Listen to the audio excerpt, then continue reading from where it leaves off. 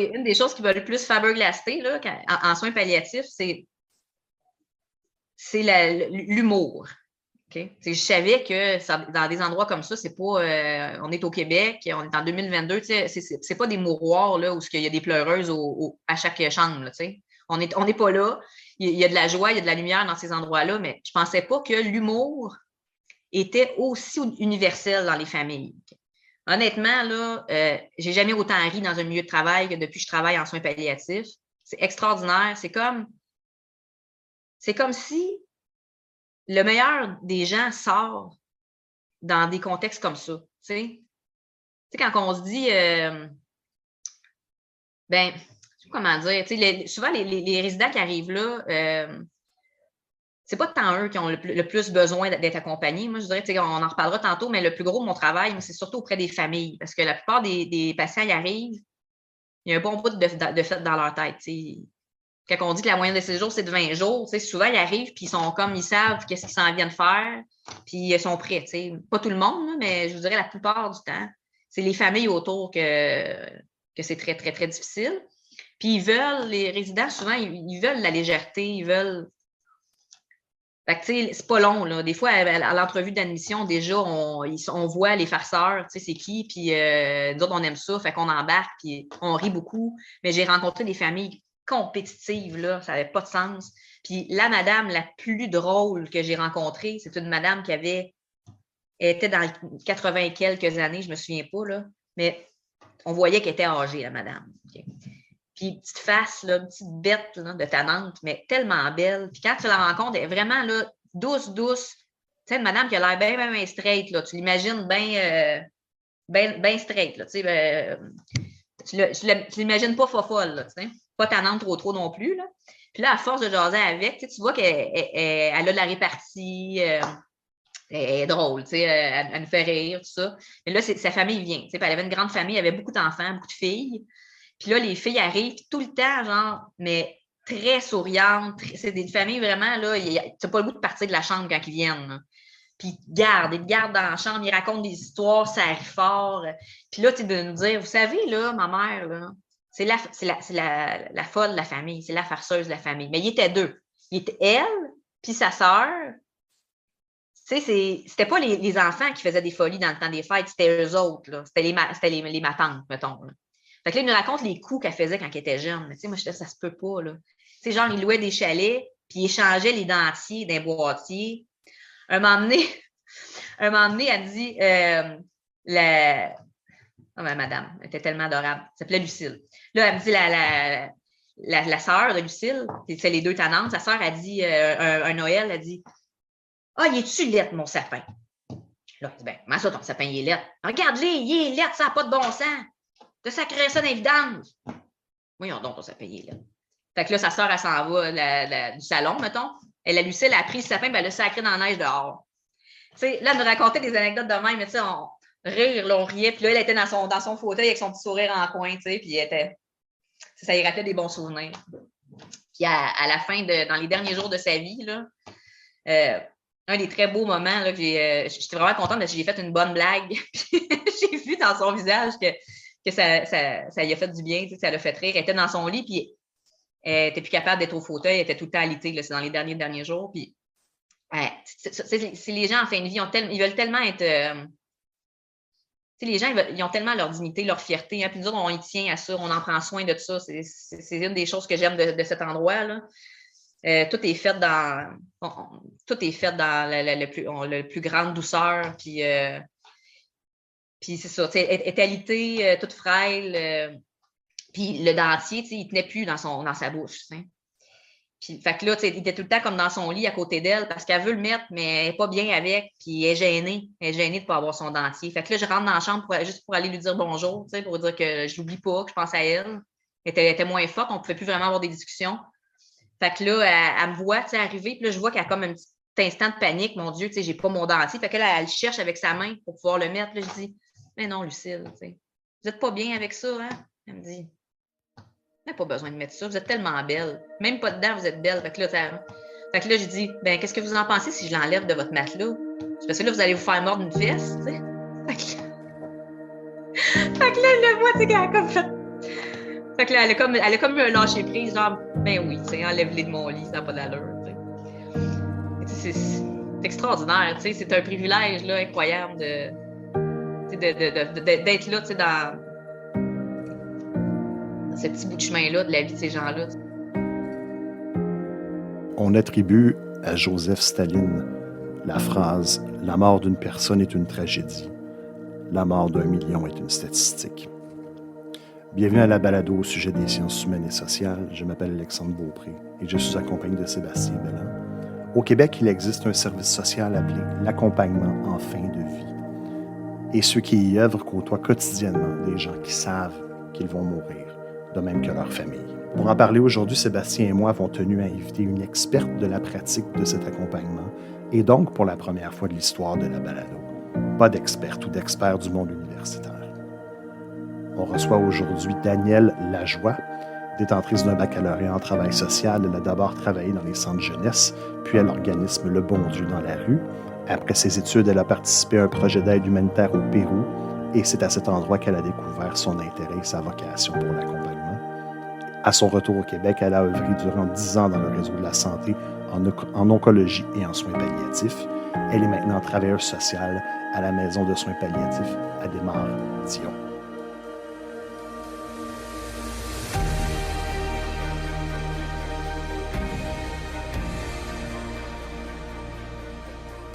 L'accompagnement en fin de vie, ça sonne très médecine.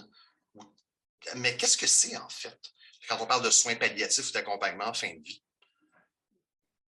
Effectivement, le corps médical est assez central hein, dans ces milieux-là. Les infirmières, ils jouent, selon moi, le rôle central. Mais la travailleuse sociale, comme le rôle que je tiens là, auprès de cette équipe-là, c'est vraiment de suivre la personne où elle veut aller, saisir des opportunités, dans le fond, des petites opportunités de faire une différence parce que ça va très vite. Hein? On peut pas les travailleurs sociaux, on travaille sur beaucoup de choses. On le sait, on peut. Il y a des gens qui vont travailler en intervention familiale, en intervention conjugale. Enfin, en soins palliatifs, je ne vais pas changer des dynamiques familiales. Je ne vais pas essayer d'intervenir sur des dynamiques, de briser on ne peut pas faire ça. Mais c'est mon rôle, c'est surtout de m'assurer que la personne elle va vivre sa fin de vie comme elle le veut, puis dans la quiétude, puis que les gens autour vont respecter, c'est ça, c'est la façon avec laquelle elle veut vivre sa fin de vie. Puis c'est ça, c'est d'être là, d'être disponible, c'est beaucoup, beaucoup d'écoute. C'est un travail qui se fait avec une délicatesse incroyable. Moi, au début, je me sentais souvent comme... j'avais peur de déranger parce que c'est ça, c'est pas des personnes qui vont demander des services. Là. Ils sont là dans leur milieu de vie, vulnérables au bout. Hein? Tu ne peux pas avoir plus vulnérable que ça. Là. On vient d'apprendre que ta vie va se terminer. Il y a des gens qui ont des très grandes pertes d'autonomie, sont dans leur chambre comme ça, dans leur dernier milieu de vie. Moi, je ne veux pas m'imposer, je ne veux pas que les gens se sentent obligés. Des fois, il y a des aînés qui n'osent pas dire qu'on les dérange. Fait que, ça prend beaucoup, beaucoup, beaucoup de délicatesse. Puis d'observation, énormément d'observation. Fait que moi, souvent, à l'accueil ou à l'admission, je laisse beaucoup de place à la personne. On a de l'information à donner quand la personne arrive, mais je veux surtout que la personne sente qu'elle est au centre parce que c'est elle hein, qui fait que la mission existe. Puis c'est ça, c'est elle notre mission, si on veut. Là. Donc, moi, c'est quand quelqu'un arrive à la maison en démarche, je vais lui demander dans quel état d'esprit vous arrivez, comment ça s'est passé le transport, comment ça s'est passé votre journée. Vous voyez ça comment, d'arriver comme ça en soins palliatifs. Est-ce que vous avez des questions? C'est vraiment de laisser la personne se déposer.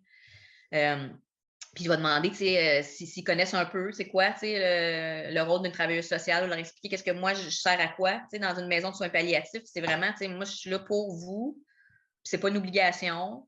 Je suis là pour les familles aussi. Puis là, je vais leur demander si pensez-vous avoir des besoins en travail social. Des fois, ils vont dire, ben, je sais pas, non. Mais permettez-vous quand même de venir vous rendre visite une fois de temps en temps. Là, puis des fois, les gens ils vont dire oui. Des fois, il y en a qui vont dire bah, non, moi, j'ai pas besoin. Ah, OK. Fait que là, je vais essayer des fois de saisir d'autres occasions, au moins de garder un petit contact, les saluer quand la porte est ouverte, de leur servir un repas. Ça peut être des petites choses comme ça. Mais puis quand ils acceptent, hein, des fois, juste des petites discussions comme ça, c'est de saisir, c'est d'observer, saisir les indices. C'est ça ce qui fait qu'on devient un intervenant. À un moment donné, les années d'expérience, c'est ça, c'est qu'on a nos sens qui s'aiguisent. Par exemple, j'étais en entrevue d'admission, puis là, je demande à la personne de me parler un peu des gens qui l'entourent. Puis là, il était avec sa fille. C'est un monsieur qui était avec sa fille. Fait que là, ah oui, j'ai 3 enfants. Puis, OK, puis c'est qui les autres personnes qui sont importantes pour vous? Puis là, mais la fille, elle me dit, ah, ben vous savez, moi, je reste avec ma mère, qui est son ex-conjointe. Puis monsieur, lui, mon père a dit, il y a une nouvelle conjointe. Puis là, la façon qu'elle dit, le silence qui suit, la tension qu'il y a dans l'air, c'est clair qu'il y a quelque chose. Il y a quelque chose, tu sais. Je le sais je le sens qu'il y a quelque chose. Fait que là, je ne vais pas dire est-ce qu'il y a un conflit dans la famille. Non, tu sais, on vient de se rencontrer, là, tu sais, mais je garde ça en tête. Je me dis, ah, il y a peut-être de quoi, tu sais, qui se passe. Pourquoi? Parce que s'il y a un conflit, s'il y a des tensions, mais ça va peut-être brimer un peu le confort. Hein? Ça va peut-être créer des tensions à des moments où on ne veut pas. Tu sais, des fois, les gens, dans la dernière semaine, ils perdent un peu leur lucidité, on devenait très confus. Puis là, c'est là, tu sais, que ça peut devenir embêtant. Là, tu sais, ah, mon père, il est confus. Moi, je ne veux pas qu'elle vienne, elle, parce que je ne l'aime pas. Puis là, la fille, elle reste dans la chambre 24 heures sur 24 pour pas que la conjointe, elle vienne. Puis ça peut devenir bien compliqué. Là. Fait que, tu sais, tranquillement, pas vite, c'est ça. C'est d'être plus souvent présent, c'est de parler avec la personne, avec le résident, savoir qu'est-ce que lui veut, c'est qui les gens qu'il veut qu'il aille auprès de lui jusqu'à la fin, s'assurer que c'est clair dans le dossier, s'assurer que ça se fasse respecter aussi. Puis sensibiliser les enfants aussi, tu sais, c'est normal, hein, on ne peut pas aimer tout le monde. Peut-être, moi, je peux pas, je n'irai jamais faire le procès de qui que ce soit, là, surtout pas si la personne est avec nous autres 2 semaines. Là. Mais le plus important, il faut toujours qu'on ramène les gens à ça, le plus important, c'est de s'assurer que votre parent, votre conjoint va finir ses jours dans les meilleures conditions possibles. Fait que, on peut essayer de s'entendre pour les jours qui restent. T'sais. Après ça, c'est bien ce que vous voulez. Là. C'est sûr que si on ferme les yeux à ce genre d'affaires-là, ça finit souvent mal.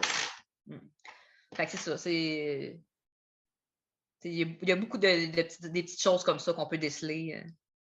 Ou des silences, des malaises. La personne a dit ah, non, j'ai pas besoin, mais tout le corps dit le contraire. Là. Ça pose une question entre la théorie des études en travail social puis la pratique du travail social. Tu nous as déjà dit c'est beaucoup de choses, le travail social, dont l'accompagnement en fin de vie.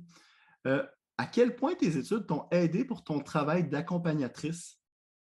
On peut être préparé à intervenir en soins palliatifs grâce à nos études parce qu'on apprend, on est sensibilisé à l'importance du savoir, mais aussi du savoir-être, hein, du savoir-faire.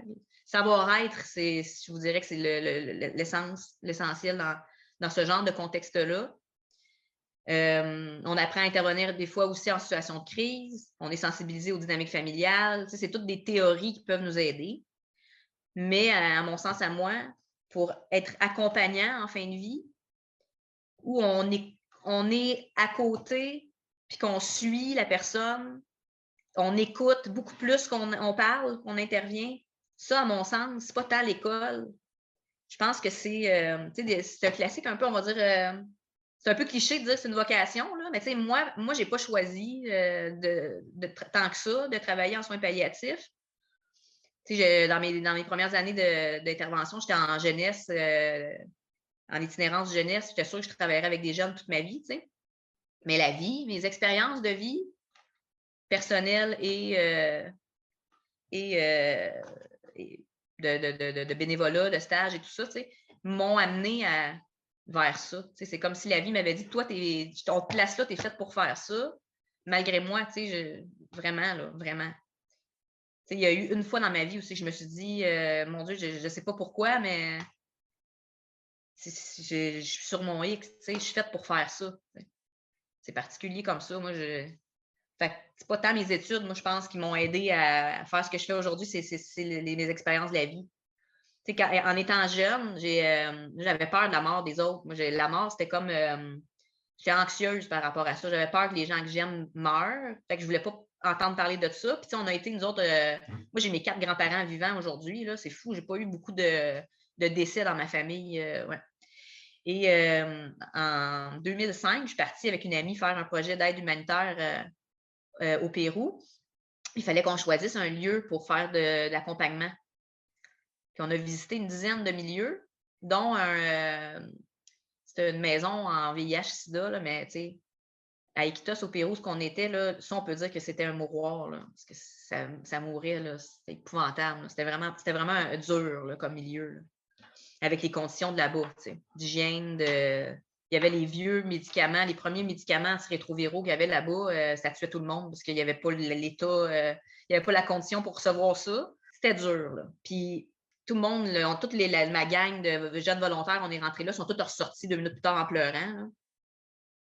Puis moi, je ne sais pas qu'est-ce qui est arrivé, là. Mais c'était comme...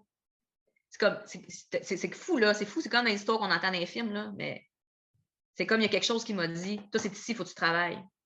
Il y avait quelque chose de plus fort que moi, là. Fait que j'ai travaillé là tout seul pendant 6 mois. Ouais. Puis quand je suis revenue de... Je présume que tu y crois, la vocation de la travailleuse sociale?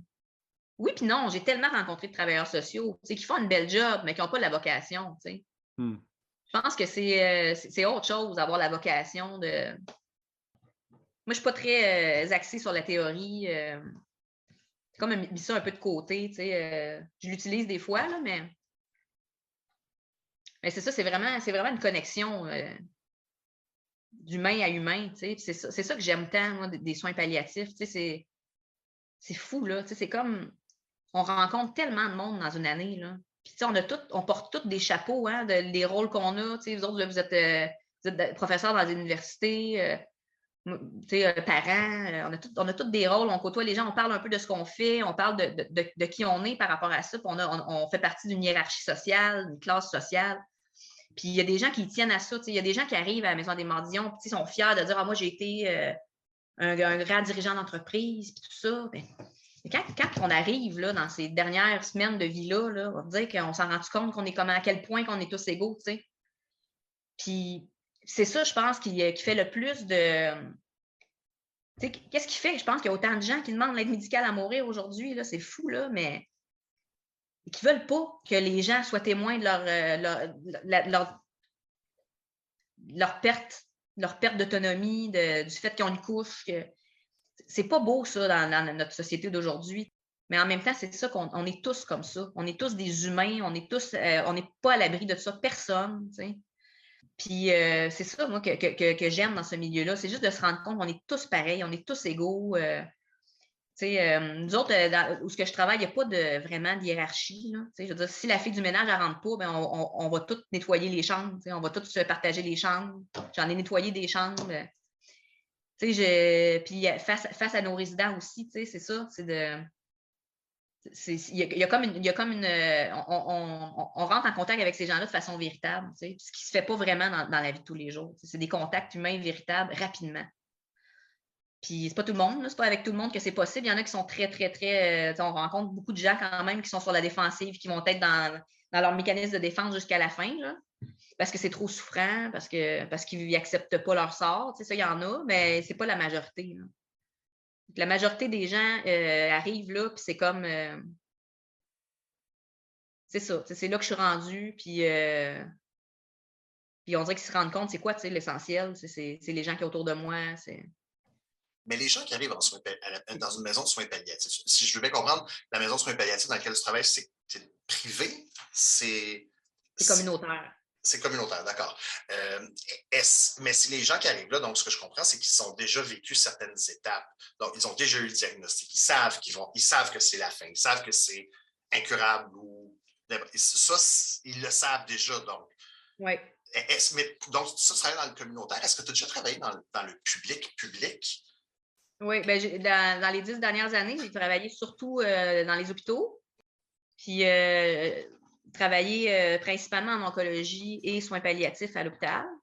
Puis, fait que, c'est ça, j'ai eu la chance de voir un peu les deux bords, là, si on veut, parce que en soins palliatifs à l'hôpital, le rôle, c'est principalement d'organiser, si on veut, la fin. Ben, on est là souvent lorsque la personne reçoit le pronostic de fin de vie, là. Ou tout de suite après. T'sais, ils viennent d'apprendre que le cancer est incurable, puis là, ça va pas bien, il n'en reste pas pour longtemps. Fait que souvent, on est là pour un peu absorber ça avec eux et pour organiser la fin de vie. C'est où que la personne veut que ça se passe, comment qu'on l'organise. Puis, des fois, les gens ils ont une vision idéale, mais ils ne savent pas vraiment qu'est-ce que ça implique. Ils sont Quasiment tout le monde veut. Ils sont encore sous le choc. Vous commencez à leur parler d'organisation alors qu'ils sont encore sous le choc du pronostic. C'est intéressant le contraste entre ce que tu disais depuis le début, l'accompagnement, la relation humaine, le fait de presque vivre avec les gens au quotidien. Et le premier terme que tu as utilisé pour le milieu hospitalier public, c'est organiser la fin de vie. Oui. Ah oui, mais ce qui était merveilleux, moi, puis je disais souvent, une chance qu'on est là, les TS à l'hôpital, à cause de ça. C'est comme les seules personnes qui ne parlent pas aux patients dans le cadre de porte pendant 5 minutes. Je veux dire, moi, m'assoyais, là, puis on prenait le temps.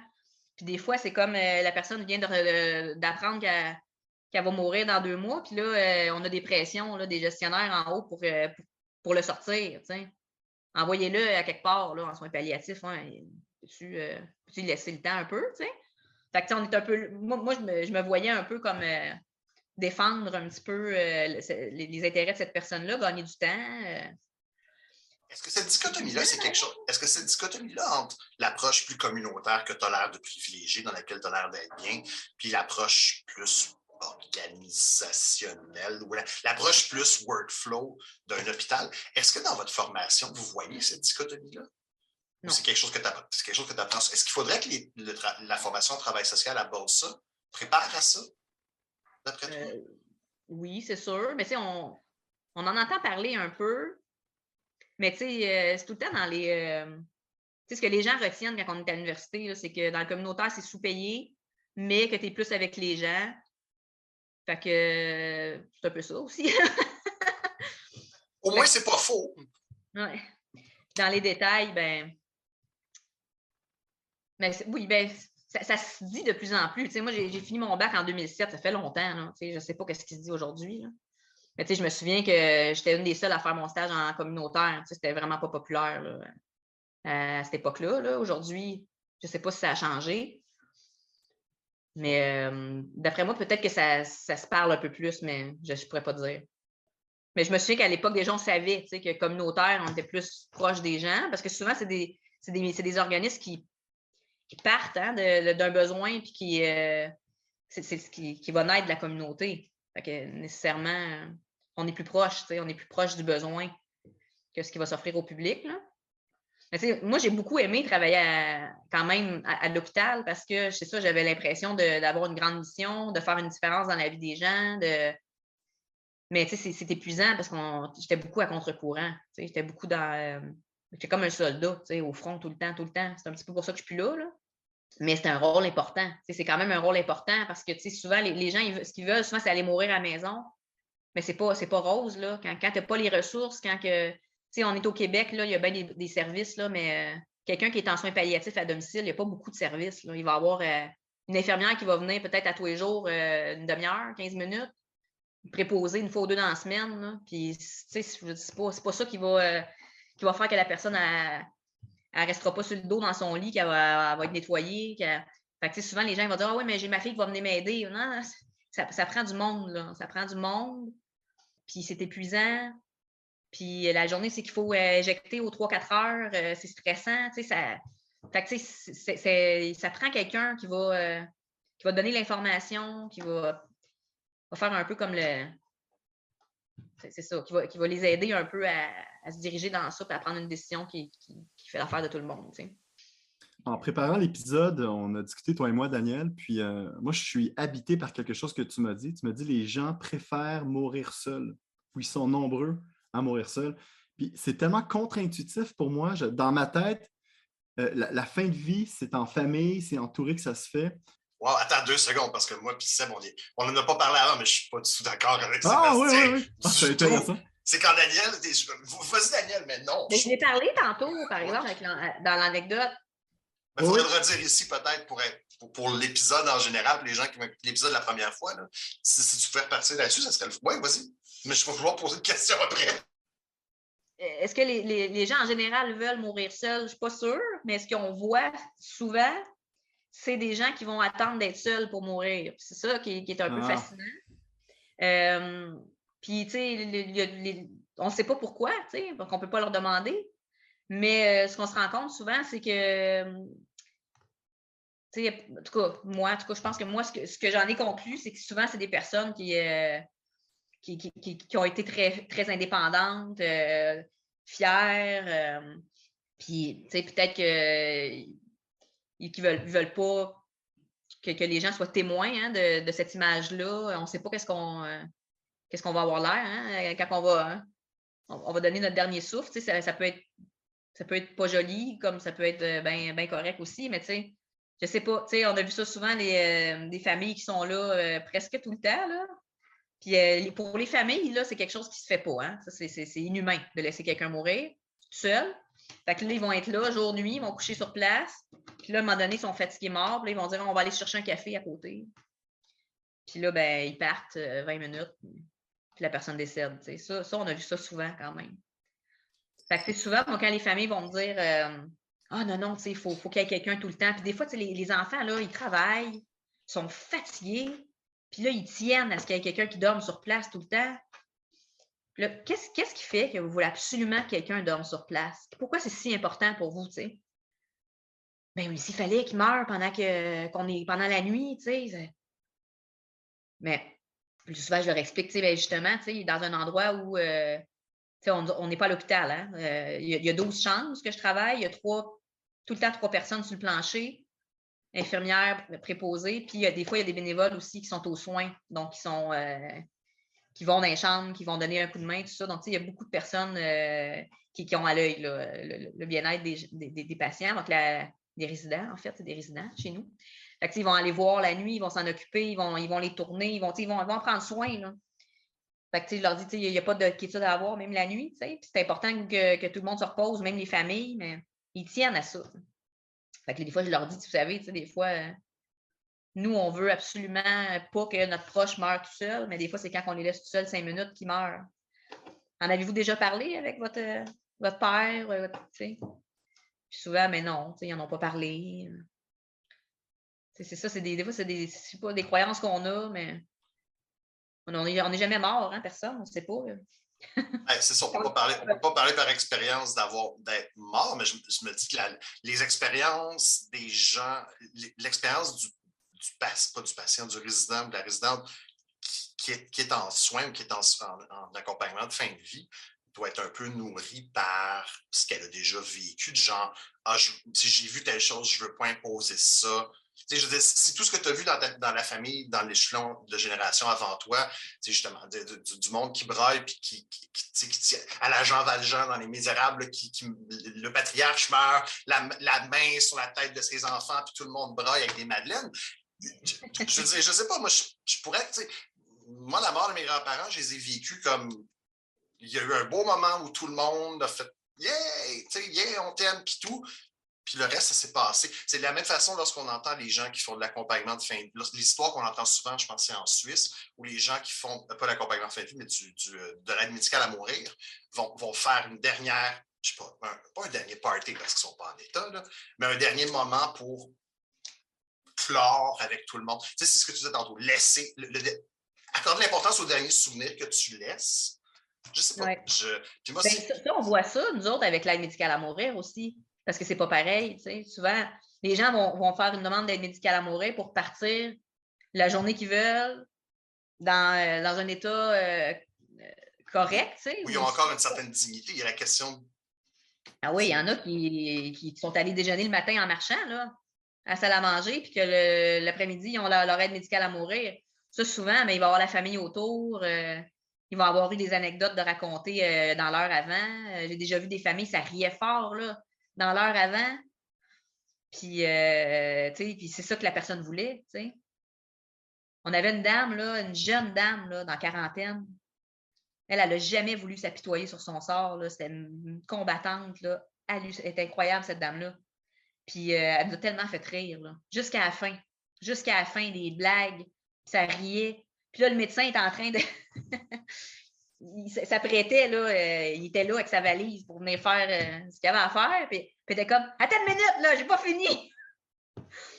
Fait que la famille était autour, était comme, comment tu veux qu'on braille? C'est comme, ils ont pleuré après.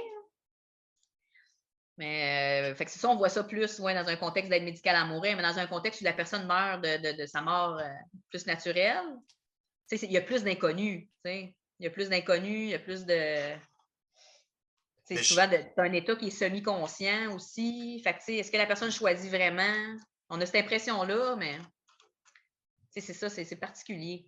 Tu parles beaucoup de la famille depuis tout à l'heure. Tu parles des relations avec le résident. Je m'excuse, j'ai toujours patience sur le bord des lèvres, là, avec le résident ou avec la personne. Mais collaborer avec la famille, à quel point est-ce que c'est difficile? Est-ce que je vais ramener quelque chose que tu dis dans une anecdote avant qu'on commence l'enregistrement, qui est que souvent tu accompagnes plus la famille que la personne en fin de vie. Peux-tu nous parler un peu de comment c'est cette partie-là du travail? Oui, ça peut être très difficile, mais de façon générale, c'est très agréable.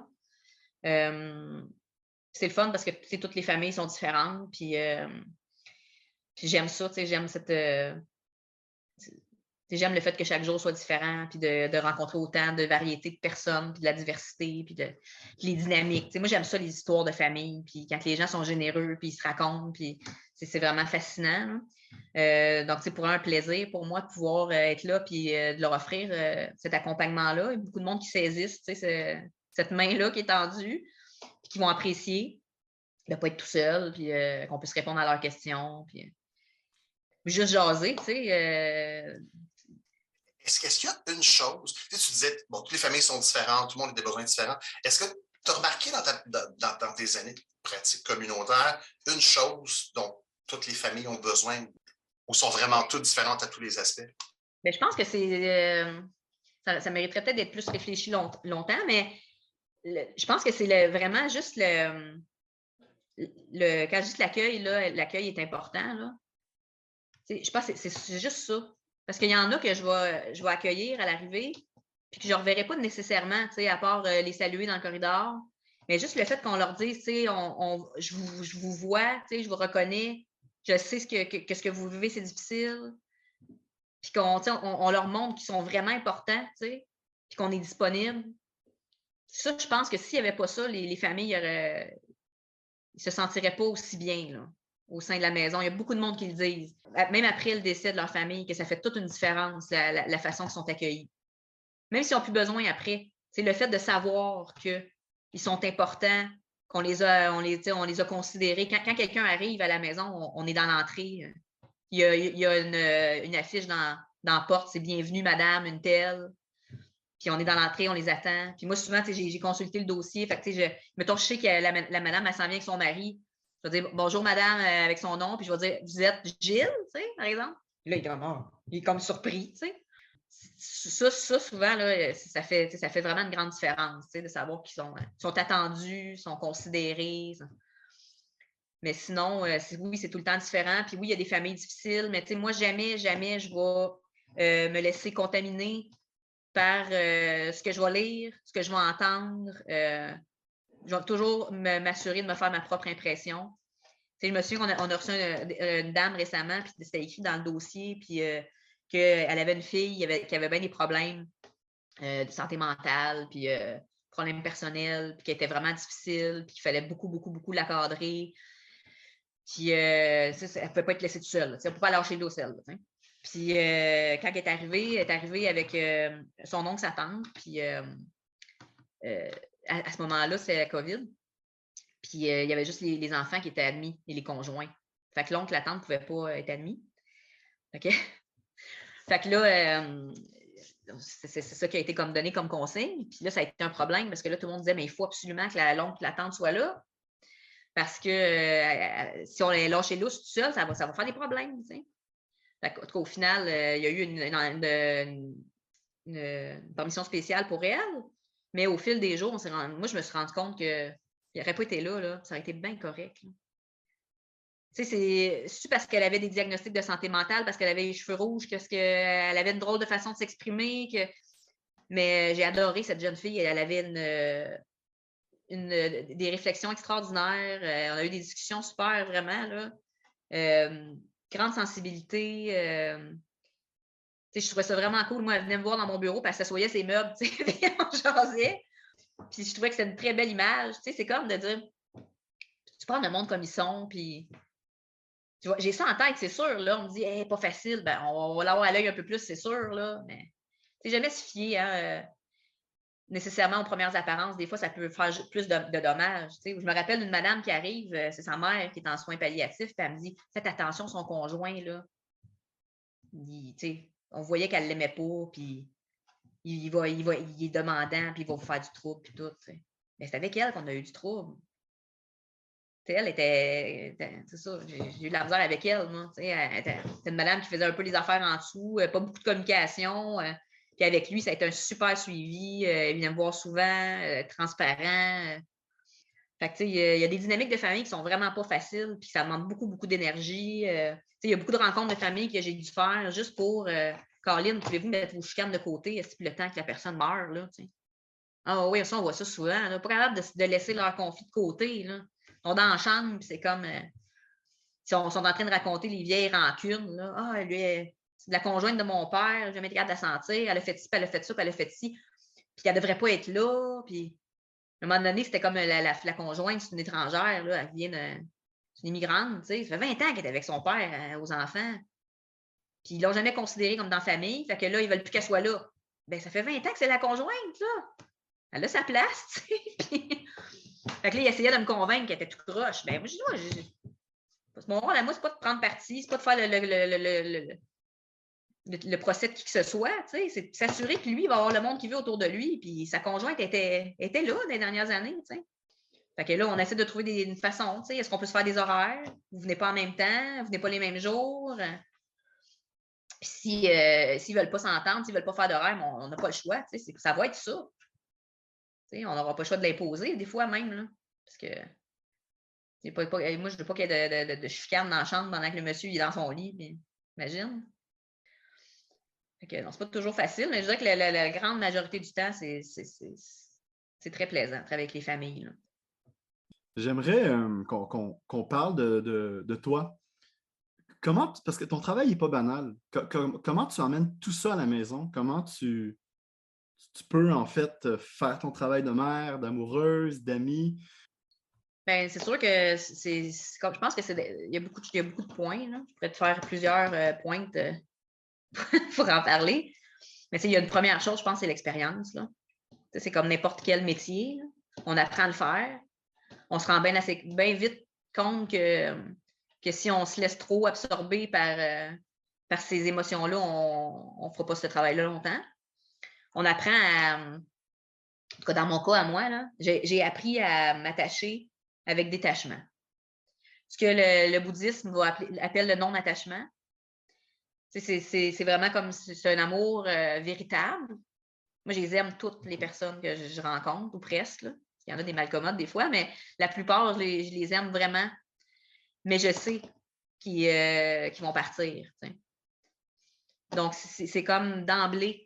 Je les aime en sachant que c'est pour un temps court, puis qu'ils vont partir, puis que ça va être correct.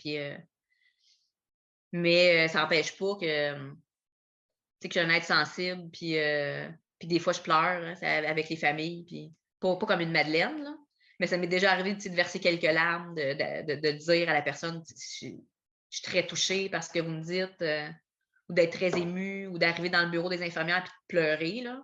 Ça n'arrive pas souvent, mais comme récemment, on a eu une jeune une jeune de 20 ans qui est décédée, puis ça, c'est un de mes défis, là. Je trouve ça. Je le fais mieux qu'avant, je suis capable de travailler, là, mais ça me rentre dedans solide, là. Ça, je trouve ça très difficile. Fait que, il y a encore du travail à faire, mais avec les années, c'est ça, j'ai comme appris à le faire de cette façon-là. C'est sûr que je le ramène un peu des fois à la maison, c'est tellement puissant ce qu'on vit. Des fois, j'ai le goût d'en parler, là. Fait que des fois, j'en parle. Alex, il dirait que j'en parle un peu, des fois. Mais c'est pas, ça m'envahit pas. Même que ça m'habite de façon plus belle que triste. Ça m'apporte énormément de faire ça. Plus que ça m'apporte probablement autant à moi que ce que je peux bien apporter aux autres, là. Puis je le dis souvent aux gens que je rencontre, c'est vraiment un énorme privilège puis, de pouvoir être là dans cette étape-là, là. Comment tu en parles avec les filles? Je présume qu'ils savent ce que maman fait, puis... Ah oui. Ah oui. Ben, tu sais, ça fait partie de notre histoire aussi, hein, tu sais, la mort, j'ai appris à l'apprivoiser, ben, avec, c'est ça, les expériences de travail, ce qui m'a amené à faire de l'accompagnement, avec mon premier grand deuil, hein, qui a précédé la naissance de Maxime. Donc, tu sais, mon premier bébé, moi, est décédé à 35 semaines de gestation. Donc, il était mort à la naissance. C'est une histoire que de façon instinctive, j'ai comme pas eu le choix de partager avec mes enfants. Donc, ils savent qu'ils ne sont pas les premières. Maxime, à un moment donné, avait tellement de questions, était tellement intrigué par ça qu'il a fallu aller au bout de ça. Fait qu'on en a parlé. Elle a même... moi, j'ai un coffre au trésor avec un album photo, puis des petites choses en lien avec cette histoire-là, un petit pyjama de bébé, puis on l'a regardé ensemble. On a regardé même le petit album photo. Puis je me suis rendu compte que ça... puis j'ai lu là-dessus aussi, là, sur la mort et les enfants, là. Puis ça fait moins de dommages de rentrer dans le sujet que d'éviter le sujet avec les enfants, parce que les enfants ont une imagination débordante. Ils vont souvent se faire des images bien pires que ce que la réalité est. Puis de toute façon, on va tous passer par là. On ne sait pas quand. Tu sais, quelqu'un que les enfants adorent peut mourir la semaine prochaine. Fait que pourquoi se fermer les yeux puis pas en parler puis faire comme si ça n'existait pas? Puis... Fait que, tu sais, moi, j'ai décidé que la mort n'était plus un sujet dramatique et tabou. Tu sais, mon père qui est décédé il y a 4 ans, Maxime était aux funérailles avec nous autres, elle a broyé sa vie. Je me sentais super coupable. Puis finalement, après, je me suis rendu compte que c'était mieux de même. Elle s'est très bien remise de ça. Puis elle a vu que c'était normal qu'on pleure, tu sais, puis que tout le monde pleure, puis que la vie continue après. Maxime est venu passer une pédagogique avec moi à Desmordions parce qu'elle voulait absolument passer sa pédagogique avec moi. Je n'étais pas sûre, pantoute, au début. Fait que là, j'en ai parlé avec ma directrice générale. Puis là, elle m'a dit, ben, c'est déjà arrivé. Tu sais, si elle veut, on va prévoir sa visite, tu sais. Fait qu'on a regardé qu'est-ce qu'on pourrait faire. Fait qu'elle a accompagné des bénévoles qui faisaient des enveloppes. On lui a fait faire des petits cartons d'invitation pour des résidents. Mais Maxime, elle voulait voir les gens. Fait que, on a fait la tournée. Elle est allée rencontrer des résidents, elle est allée les saluer. Elle a vu une dame qui était, tu sais, était maigre comme un chicot, là, tu sais, une petite madame vraiment adorable, mais tu sais, qu'on voit que c'est très malade, là. Puis par après, tu sais, j'ai montré la photo sur sa carte d'assurance maladie. Tu sais, c'est une très, très belle femme, là, jeune, là, mais qui était rendue comme, c'est ça, la peau sur les os. Puis elle a comme fait... J'ai dit, c'est fou, hein, ce que ça peut faire, la maladie, tu sais, puis on en parle, on démystifie tout ça, tu sais, elle a fait le tour, puis il y a des familles, il y avait quelqu'un qui venait de prendre la décision d'avoir l'aide médicale à mourir le lendemain, tu sais, qui avait fait déjà sa demande, qui a pris la décision que ça se passait le lendemain, puis là, la famille sort de la chambre, venait me parler, tu sais, j'étais avec ma fille, j'étais comme, c'est timing, tu sais. Puis là, il y avait une jeune fille, lui, de 20 ans, qui avait comme les larmes aux yeux, puis qui m'a me parlé, puis Maxime est à côté de moi, puis là, j'étais mal. Puis elle pataugeait là-dedans, comme... c'était correct, tu sais. Fait que là, je me suis dit, ça, c'est vraiment la fille à sa mère. Puis, je trouve ça cool, tu sais. Je trouve ça cool que ce soit... c'est ça. Fait que là, Mia voulait y aller après. Fait que Mia, moi, je l'ai amenée plus faire une visite un dimanche. On est allé faire le tour. Puis, tu sais, elle ne passera pas une journée avec moi parce que ma Mia, elle a 6 ans. Elle n'a pas l'âge de passer une journée là, mais... Fait que, c'est ça. Je trouve ça beau.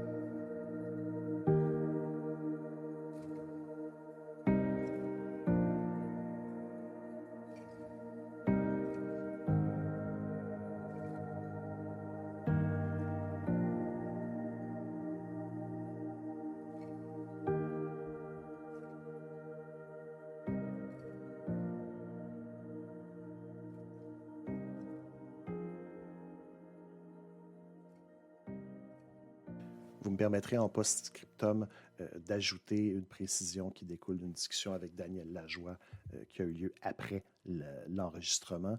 Et je cite Daniel Lajoie, notre invité. Je cite, la plupart des gens ne meurent pas seuls, mais effectivement, il y a des gens qui semblent clairement faire le choix de décéder seuls.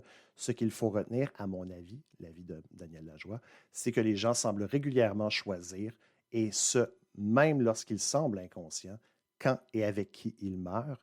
Les exemples vécus où les gens sont décédés durant les courts instants où ils étaient seuls m'ont frappé, mais il semblerait que ce n'est pas ce qui se passe la plupart du temps. Fin de la citation.